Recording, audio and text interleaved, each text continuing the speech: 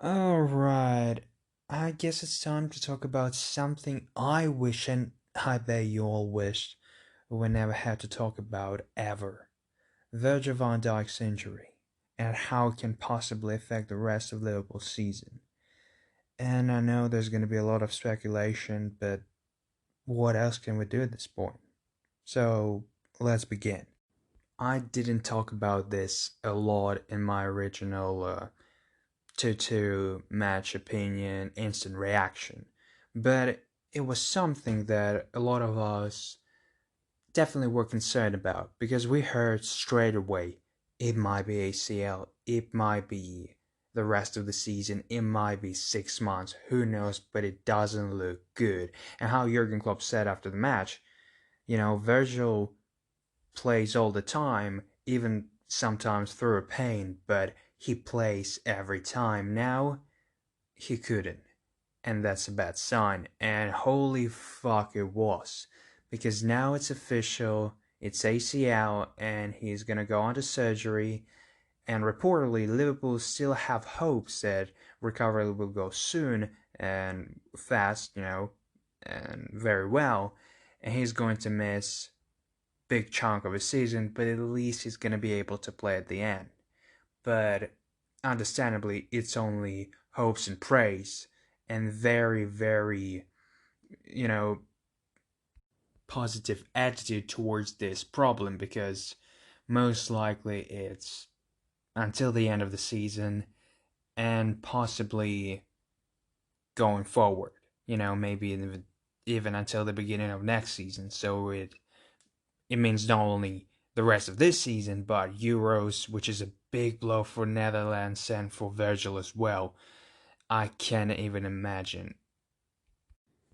And all of this really fucks me up. And I know a lot of Liverpool supporters that fucking hate this news because they all know what it means for Liverpool. It probably means no Premier League and no Champions League for us this season. And I know some fans will say that's a very, very negative, depressing look you have from the rest of the season. And I may agree with you, but it's mostly realism because we all knew that, well, speculated, oh, what will be with our season if Van Dijk will get injured for a couple of weeks, for months, and God forbid, in 2 months. It will be awful. And looking at the form that Joe Gomez is right now, that will be suicidal, but right now we're in a position where Van Dijk will be out for the rest of the season, and our main option, is Joe Gomez and Joe Matip with no backup at all, which is a big step down from Van Dijk and Matip or Van Dijk and Joe Gomez. But I could talk about how Pickford should get, should have get a red card, and even now after this game is already 1 day old, it should definitely be, relooked or something like this, so they would give him 2 games, 3 games, whatever games ban, red card after looking at this situation again. I could, but it's not gonna change his living shit. So yes, I think it should have been a red card, but oh, it was offside. Well, first of all, it probably wasn't. After the replays that they gave us, it clearly showed that his arm was offside. And the only, conversation that we could have is his shoulder was offside. And you can score with your shoulder, but you can't score with your arm. So, if it was a shoulder, even millimeters, maybe I can agree. But from what I've seen, it's an arm, not a shoulder. So, it's not an offside. So, it's a red card for Pickford, even though, even if you're going to imagine it was offside. Sure, it's still a red card for the dangerous play. But okay, I'm not going to talk about this situation more because I think it's just pointless. Let's talk about the remaining of the season, how we'll go without Van Dijk, and what can we expect. Well, first and foremost, nothing positive. As I said before, Premier League, Champions League, probably we're gonna say bye bye. And it's very tough pill to swallow because not only we have been robbed from our victory with these disgraceful decisions by VAR referees, but also the fact that we're gonna be Man City 2.0. It sounds very ludicrous, but we are. Even though we just witnessed their no worst obviously season, but in terms of trophies and in terms how they played, probably was one of the worst season under Pep Guardiola for Man City. And we've seen how much it impacts the team when they lose their best defender. And it's so mind breaking to me that we, as a club, as an owner, seen the fact that Manchester City crumbled after losing Laporte. And when Lovren left, it's not Laporte by any means, we haven't replaced him. And as I said, it's not Laporte, but now we're stuck with Matip and Joe Gomez. And individually, they are great. But right now, as a pairing, it's very scary because they never been as good as a pairing as with Van Dijk, each other with Van Dijk. So what do we have? As a Liverpool fan, I was happy with our transfer window. Don't get me wrong, Jota and Thiago, Tsimikas, great signings, but when we saw Lovren, we all thought, we're gonna buy a centre back because yeah, we have a great youth. But who knows how they're gonna grow in, and there's no denying they're not ready for Premier League football.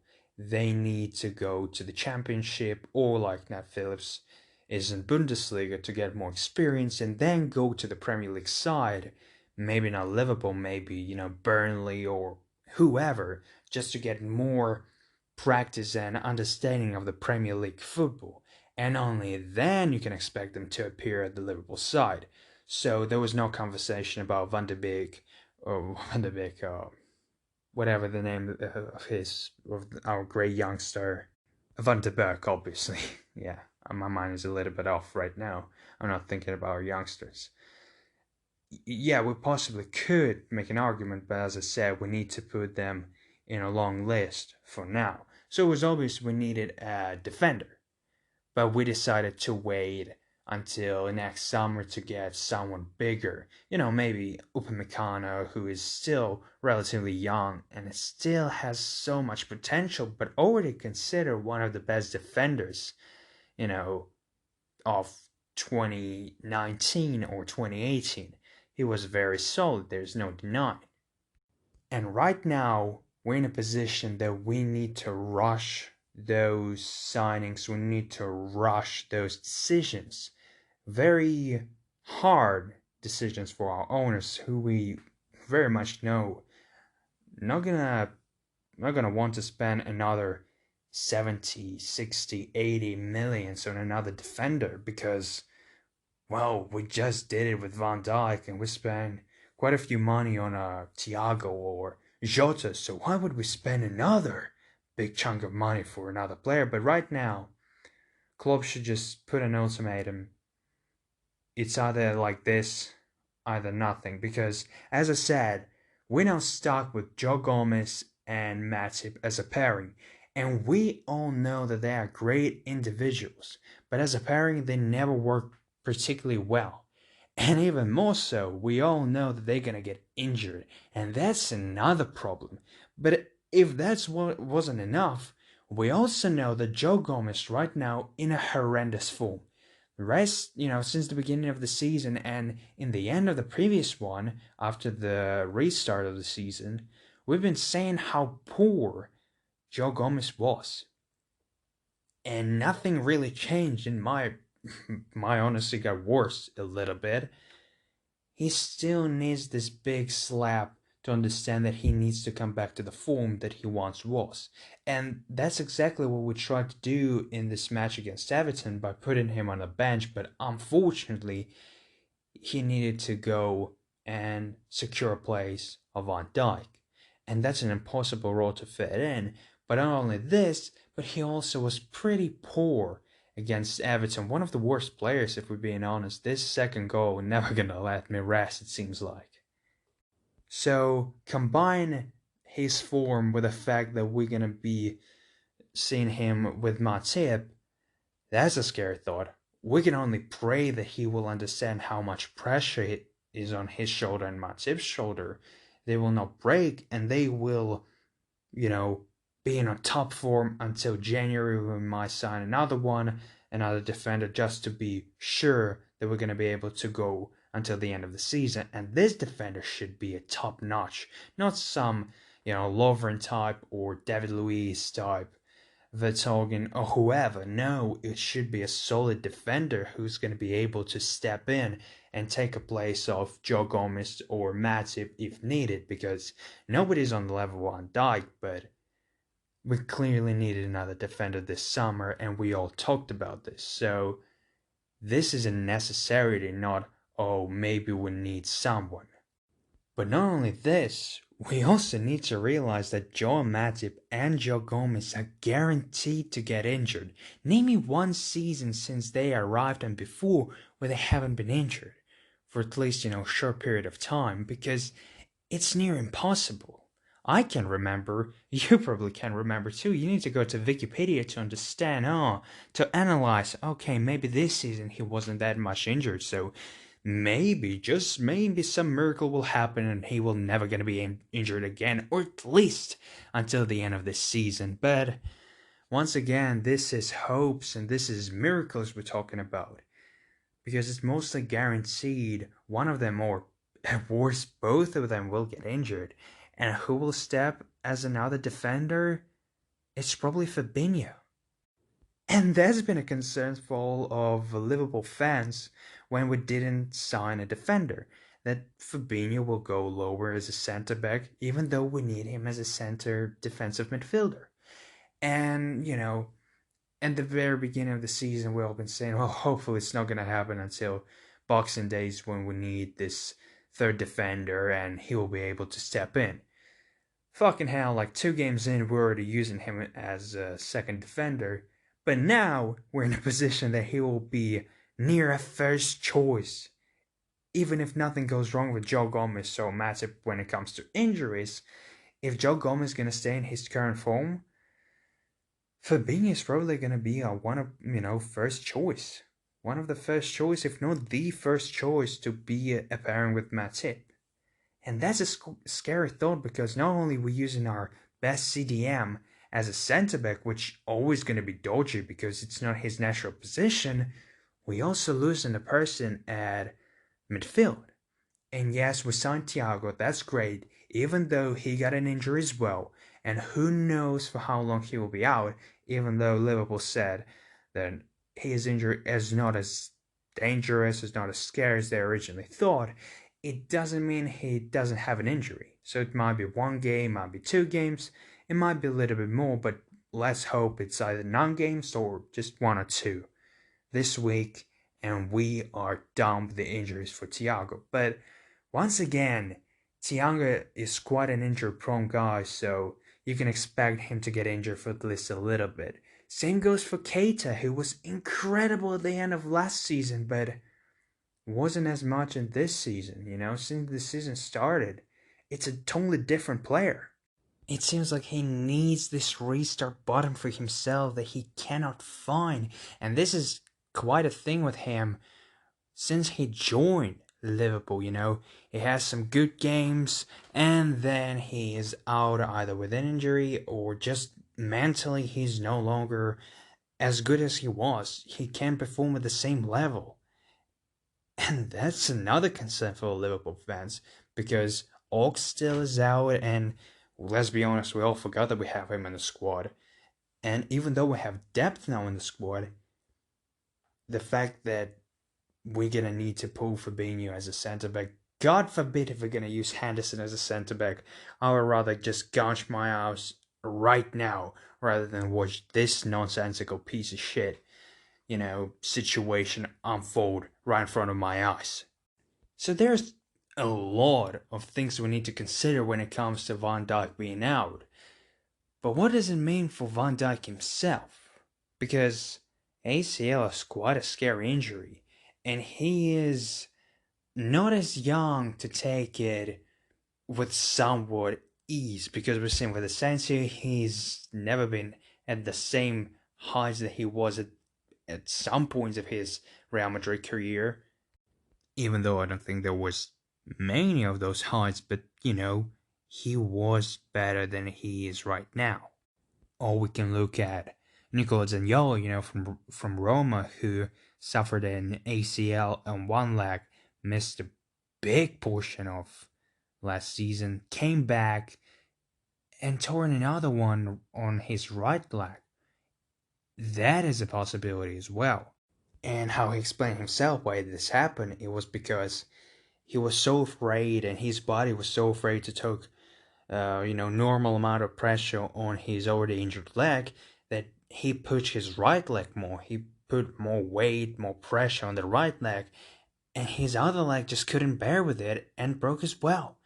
And that's a possibility that every person that suffered those type of injuries is going to be considered with, even though they may not realize it, but they are doing this mentally. Their brain just telling them, oh no, we're not going to put as much pressure on or the injured leg for God knows how long. And here comes the biggest concern with those two players. They're quite young in comparison to Virgil. Virgil is like 28, 29, I want to say.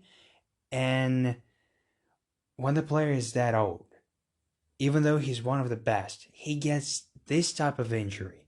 He misses a year of his career. He's coming back, and can we expect the same Van Dijk as we had before? I think it's a little bit foolish to expect the same Van Dijk until 2022 maybe, or at least the end of 2021, where he's actually going to pick up his form after the injury. And who knows, will he have the same power? I wish him all the best in his recovery. I wish that he will be stronger than ever when he comes back. But this is something that we all should consider. That maybe we're not going to have the same Van Dijk ever again. And that's, as I said like 25 times in this video, is a scary thought. So, at the end of the day, we are in a quite shitty position. We are Man City 2.0.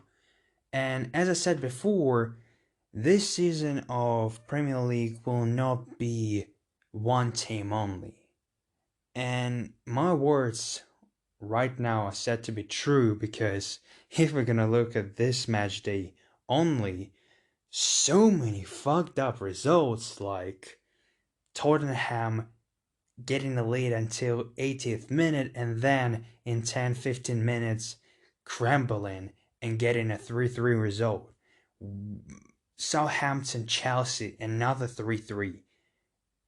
Man U, who pulled a miracle, well, they played better obviously than Newcastle, but they were 1-1 until the late 80 minutes, and then they suddenly scored 3 more goals, and 2 of them were after the 90th minute. So many fucked up results. And this is only like the 3rd or the 5th weekday, match day, whatever.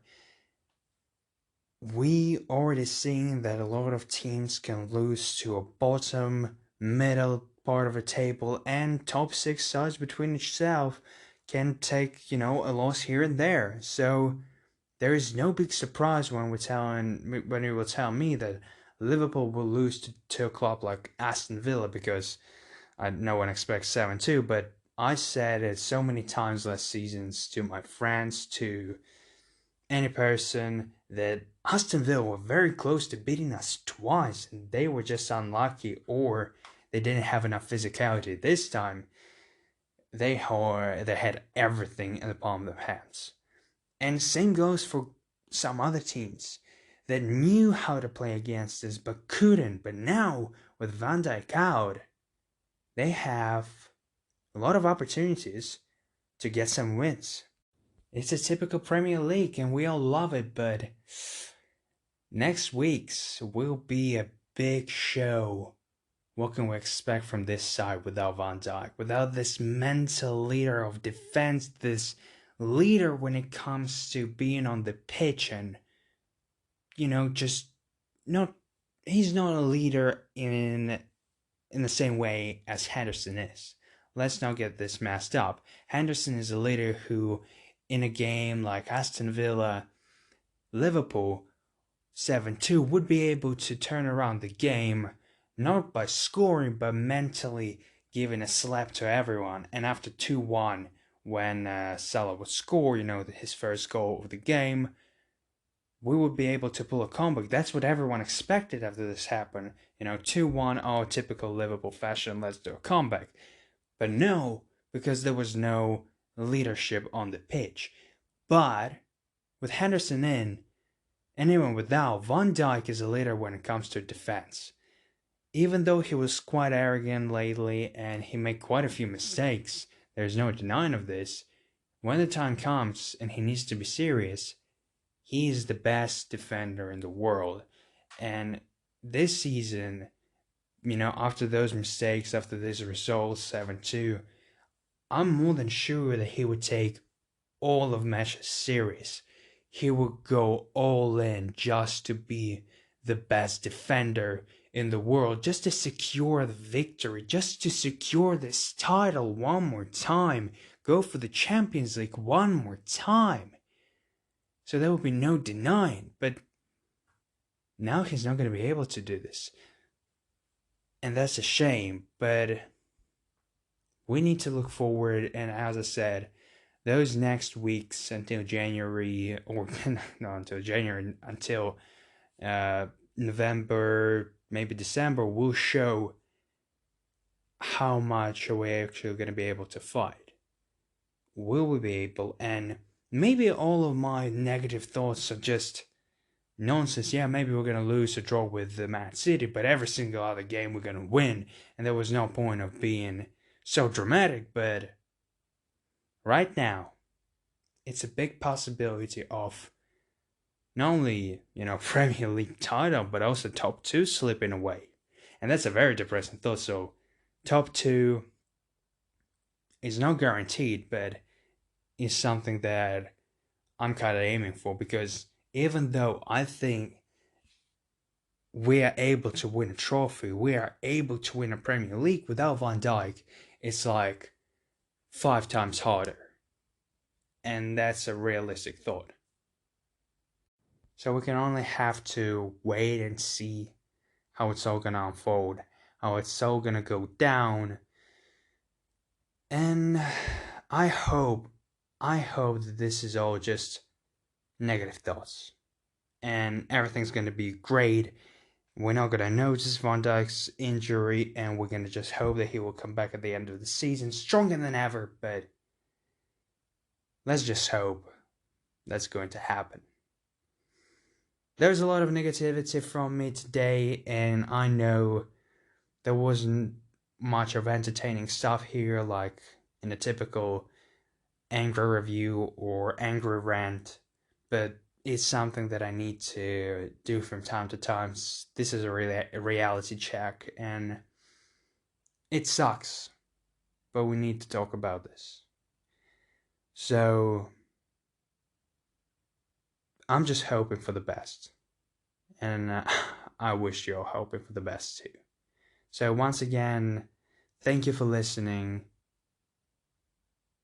Hope you enjoyed this little monologue about how shitty the situation is in Liverpool right now.